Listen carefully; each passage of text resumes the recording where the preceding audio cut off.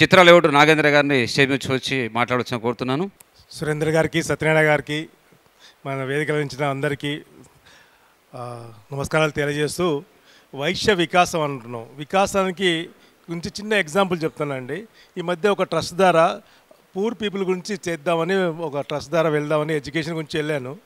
ఒక దగ్గర కాలనీలో ఆటో డ్రైవర్ ఉన్నాడు. మన దగ్గర రెంటెడ్ ఇంట్లో 5,000 రూపాయల కిరాయి తీసుకున్నాడు. భార్యకు లివర్ ప్రాబ్లం ఉంది, 5,000 రూపాయలు ఉంది, పిల్లగాడిని చదివించడానికి డబ్బులు లేవు. అట్లాంటి పరిస్థితులు ఉన్న వాళ్ళు చాలామంది ఉన్నారు. నేను 4 ఇళ్ళు చూశాను. ఆ 4 చాలా పూర్ పీపుల్.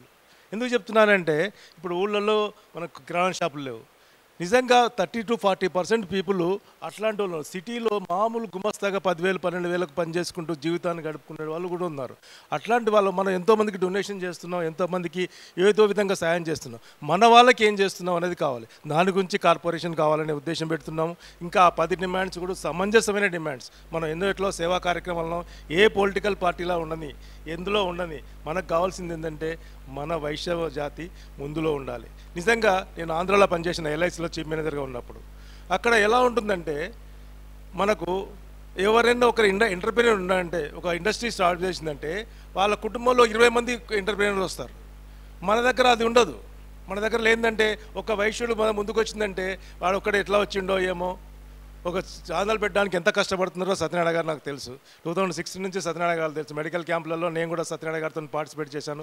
సురేందర్ గారు కూడా ఎన్నో సేవా కార్యక్రమాలు చేస్తున్నాడు, అందులో కూడా భాగం చేస్తున్నాను. నేను ఒకటే చెప్తున్నాను, మనం చేయగలిగే కెపాసిటీ ఉన్న వాళ్ళం, సాధించగలిగే కెపాసిటీ ఉన్న వాళ్ళం, మనదంలో పూర్వ ఉన్న వాళ్ళను మనం నిజంగా మెడికల్, నిజంగా కావాల్సింది గ్రూప్ ఇన్సూరెన్సు, మెడికల్, ఇవన్నీ కూడా ఎడ్యుకేషన్, ఈ 3 కూడా వైశ్య కార్పొరేషన్ ద్వారా అట్లాంటి వాళ్ళని గుర్తించి సాధించాలని మనసారిగా కోరుకుంటున్నాం. అన్నిటికి కూడా ముందుపడి మనం ఏ పొలిటికల్ పార్టీకి వ్యతిరేకం కాదు.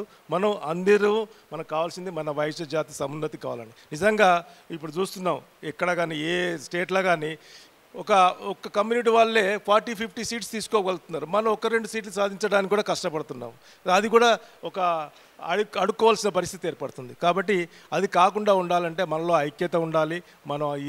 మన గర్జనది అందరం సమిష్టిగా కనబడి మన వాయిస్ అనేది ఉంటే కానీ మనకు పబ్లిసిటీ రాదు, రాజకీయంగా కూడా అభ్యున్నతికి చేరుకోవడానికి అవకాశం ఉంటుంది. ఈ అవకాశం ఇచ్చిన సత్యనారాయణ గారికి, సురేంద్ర గారికి అందరికీ కూడా నమస్కారాలు. Thank you sir.